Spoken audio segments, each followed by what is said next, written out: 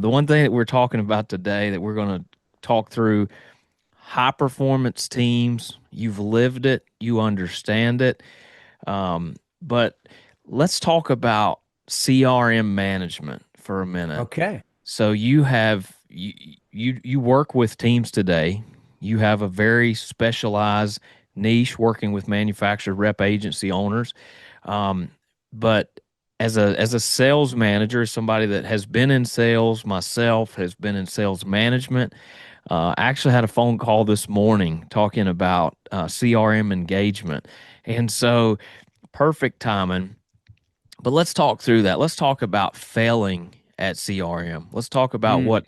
what success looks like with CRM, and let's talk about failing with CRM.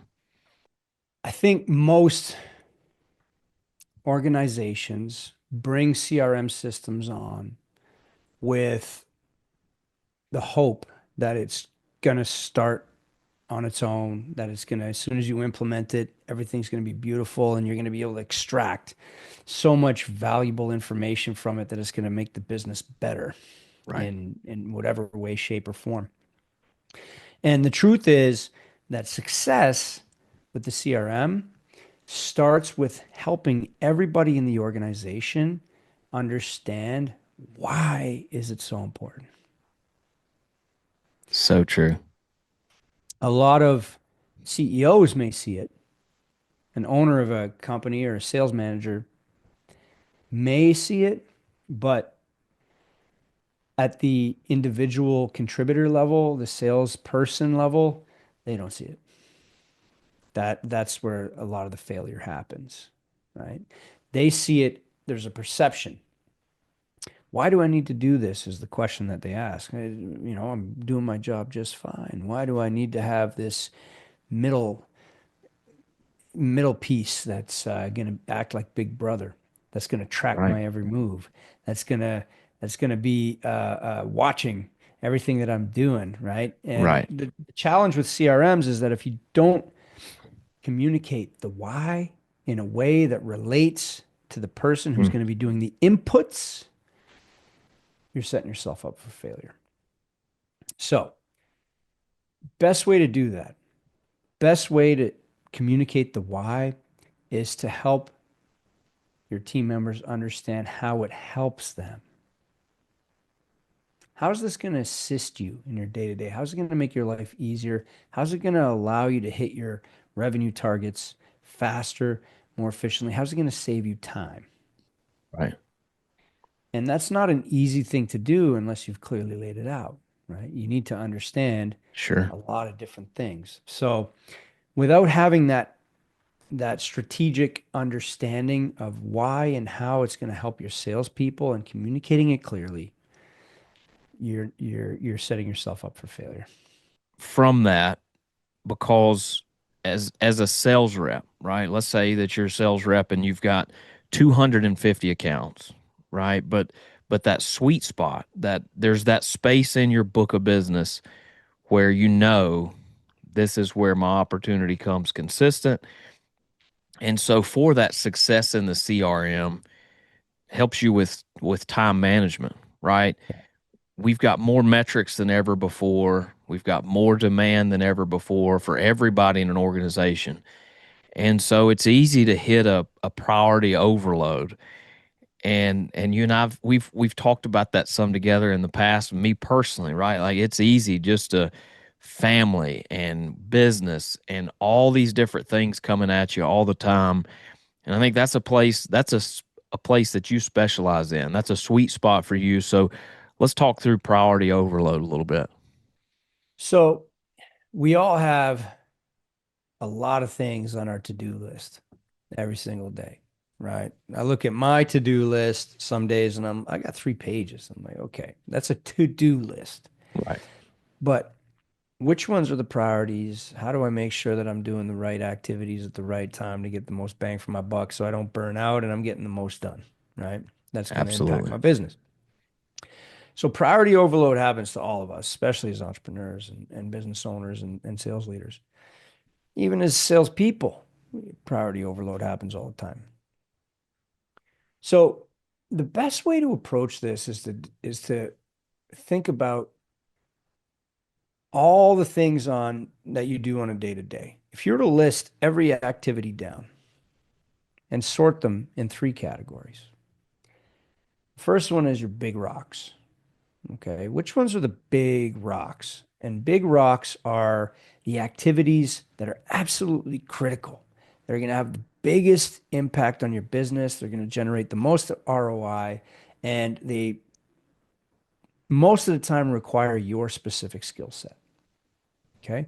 And depending on your role, your big rocks are going to vary. As an owner of a business, a lot of the big rocks are going to be things that are very strategic, working on the business, right? Sure. Whereas if you're a salesperson, it's going to be very tactical, closing business, right? So, but identify all the big rocks on that list. And then second, identify what are the pebbles, big rocks, and pebbles. Pebbles are the secondary priorities. They're important, but maybe they're not as critical. They don't turn over a lot of ROI. They're nice to haves, right? Nice to do's, um, side projects, secondary priorities, all right? So you can Sure. separate big rocks from pebbles. And then third, you identify the sand. The sand are the Mm. time wasters. Those things that are getting in the way, the things you do when you procrastinate, those quick hits that you do all the time because they make you feel good, the scrolling on social media, the watching the two Absolutely. YouTube channels, all of those things. Okay. And then you can take your rocks, pebbles, and sand list, and you can even go a level deeper and say which ones are essential. Which ones absolutely 100% require my skill set, my Right. specific skill set, Right. and highlight those. And then which ones are non-essential, which meaning which ones can I delegate? Which ones can Sure. I do later? Which ones are do not require my specific skill set? Right. And what you'll notice all of a sudden is that your list gets a lot smaller. If you've done a big rocks, pebbles, and sand exercise, and essential versus non-essential, you're going to realize that those 25 things that you had there, really there's only five or six Right. that you should be focused on. So you start, this is a mindset thing, right? It's really getting clarity on what should I actually be doing? And how can I treat the things that I'm doing, but know now that I shouldn't be doing differently?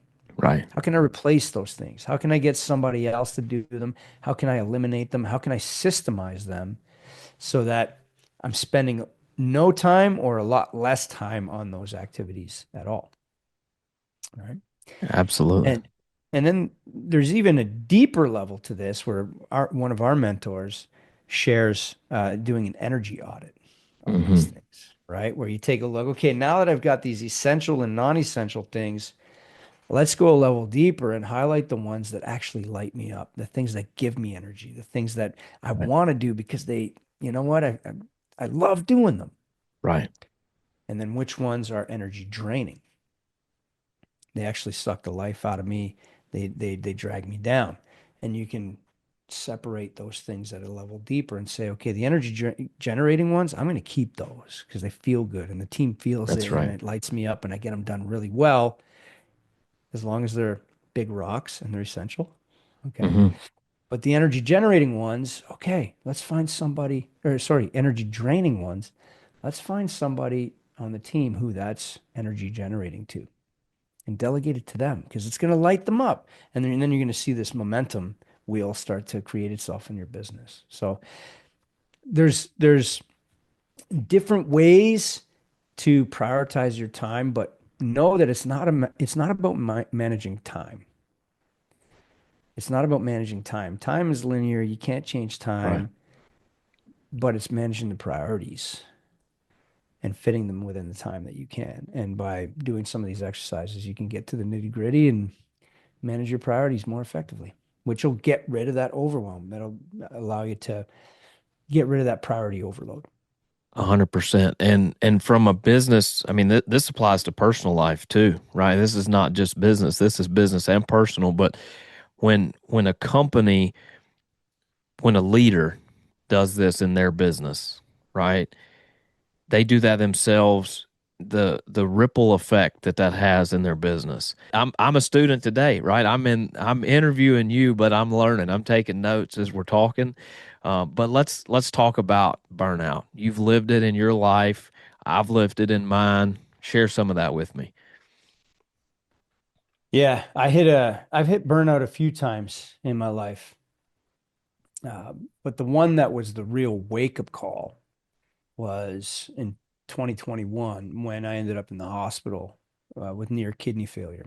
Was stretching myself way too far, working full time in the corporate sales leadership role, managing a team, and also running my music business on the side, had the family at home, and I was overtraining in the gym, thinking that, hey, you know what? Yes, I'm tired, but if I do a lot of exercise, Right. it's going to make me feel better. And quite frankly, I wasn't treating myself with respect because I was binge drinking on a regular basis as well.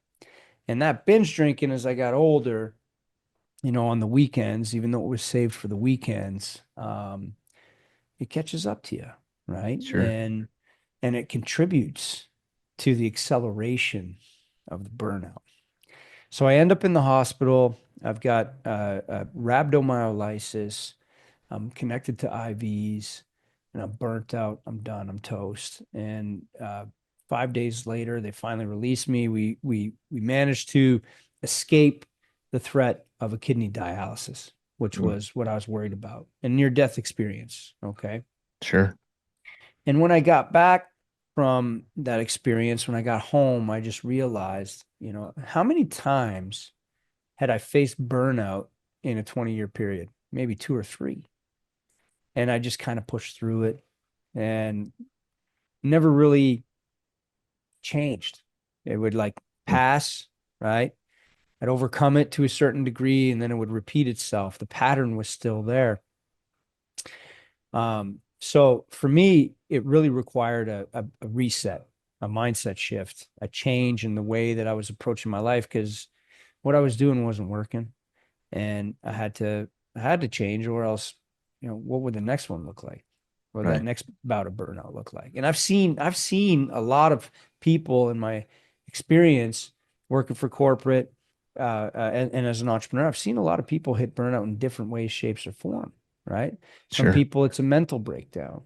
Some people it's a real physical breakdown. Some people it's full on. Some people die, Right. right? One of my there's this gentleman that I knew. He was in the music business, was the top music supervisor in the country, had all the major connections. Mid 40s, dies of a heart attack. Mm, Leaves his family behind. It was heartbreaking. But sure. he pushed himself too hard and didn't just like me, wasn't paying attention to the signs. Right. Right.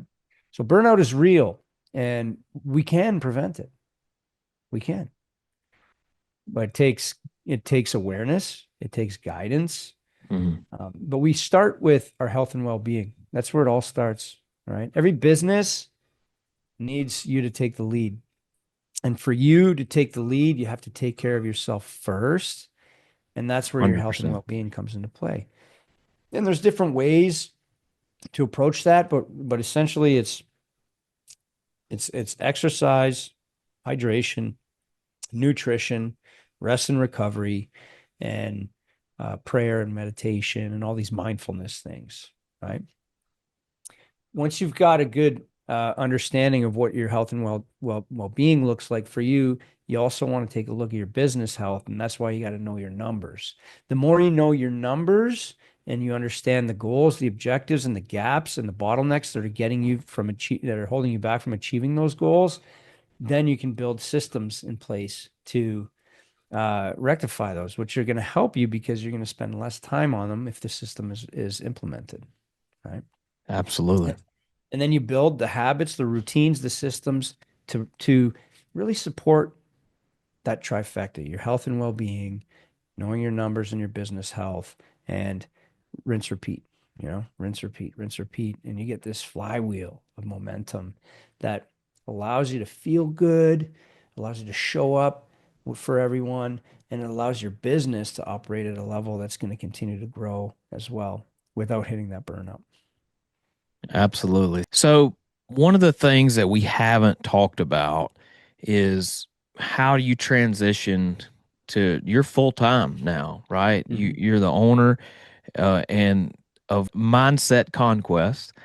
And Hmm. so let's talk about that leadership journey of being a coach, and then share with us your business today. You shared a little bit in your intro, but tell us a little bit about how you go from the burnout, right? They've got all this stuff going. I'm in the corporate world, and to being a coach and owner of Mindset Conquest. Yeah, so after the health scare, I started to make significant changes to the way that I was approaching my days. I started with implementing morning routine that was really solid. I figured, hey, if I get up at the same time every single day and do exercise. Actually, I read a book called The Miracle Morning by Hal Elrod. Okay, Okay, highly recommend it. Great book. And he talks about the savers, the five things that you should implement in your morning routine that's going to save you. And the first one is silence. So spend some time meditating in silence. Second one's A, affirmations. Give yourself some affirmations, speak right, positively to yourself. V, visualize. Visualize where you want to go in life. Where are you heading? E, exercise. Okay. So get that exercise in the morning, get the blood flowing, get the bioenergetics going. R, reading. Read something in the morning, get your brain working, something powerful that you can be able to utilize in your day to day. And then S, scribing, journal, write things down. You collect. So I started following that morning routine. And as I was meditating and visualizing, I started having this calling to coaching. I was like, holy smokes. I began documenting my journey and sharing stuff on Instagram and on LinkedIn and where I was and making myself more visible. And I didn't quite know where I was headed. I was still working in corporate, but I had this calling to coaching and I reached out to my network, and there was this amazing dude name's Rob Gilbert. He's a coach for coaches. He's ex-music industry. So I've known this guy for okay, like 25 years since I was a teenager. In fact, his dad owned the Dickie D ice cream business that I okay. referred to earlier. Yeah, very So cool. we go way back. But Sure. he made all these incredible leaps in his career. And I just reached out to him. I said, hey, man, I think you could help me. And we started a really solid coach and coachee relationship. He coached me through building some systems and approaches to attracting clients and getting clear on my message and what I was helping people with. And at first, it wasn't absolutely clear, but I had something, right? Right. And I was working on it. Then one day, I get contacted by an old colleague, somebody that I hadn't worked with in 10 years. He was a manufacturer's rep sales guy, okay, Okay. out of Atlanta, Georgia, that I'd worked with in the past. And he recently had taken over the business from his father-in-law. He's now the owner. And he reaches out to me and says, Chris, I'm following you online. He says, I think you could help me.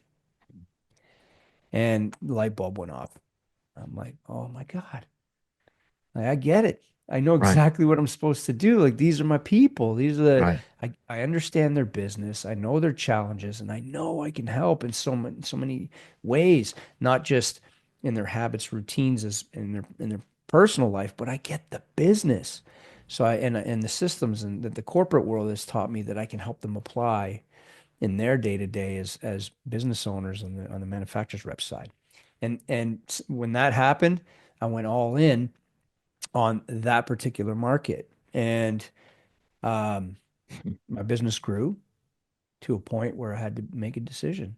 And that decision was made for me. And here I am Right. today. So, yeah, That's yeah. awesome. I've been over a year and a half full time in this and scaling this business up. And, I do different things. I coach in a one-on-one capacity Hmm. on leadership vision and peak performance habits and routines. I also do group trainings for their sales team members when it comes to CRM, Sure. efficiency. mastery, as well as some other things, prioritization, time management. And then I do, I'm building an army of coaches that are part of the Mindset Conquest Network now, where Okay.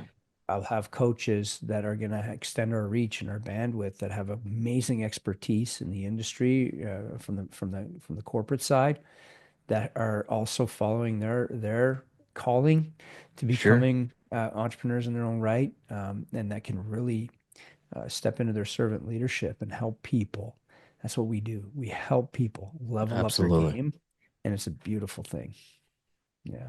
Absolutely. That's awesome. So if people want to find you, we talked about your social media presence, and if people want to find you online, where's the best place for them to get in touch? Best place to find me, you can find me on any platform at the Chris Atwell, at the Chris Atwell, and that's one T in Atwell, two L's. So TheChrisAtwell. And I'm building the whole YouTube, Instagram, TikTok, LinkedIn thing. So follow me anywhere. You Yeah. bet. That's a constant work in progress for all of us, isn't it? It's It there, it's a absolutely is. necessity, but it's awesome the power, the impact that we can have. And sometimes people come across on social media and they take something away that we never knew we had that positive impact, but that's why we're here. That's why you're there and you're doing what you're doing. So, Chris, brother, I appreciate you so much. Is there anything else that we haven't covered that we need to cover before we wrap things up? One last little tidbit on the social media piece. Okay. And we live in the social selling era. Mm-hmm. Okay. So no matter what industry you're in, it doesn't matter. If you're not tapping into social media, other than scrolling and getting caught, going down rabbit holes and buying things that you don't need, all right, you should be using it to build your network because your network is Absolutely. your net worth. And social media is the new cold calling, right? You can go and, Mm. and, and, and bang on doors and send as many emails as you want. But if you make yourself present in a positive way where you're helping people on social media, that is the way things are now. So you need to participate. You need to learn. Absolutely. That's awesome. I appreciate that. Appreciate you. I appreciate the impact that you have and what you're doing. Appreciate your time today, and I look forward to you and I staying in touch and in the future. Likewise, Dustin. I love what you're doing. Keep the amazing conversations going, and thanks for having me. You bet, man. Well, ladies and gentlemen, this is your impact story. We'll see you next time.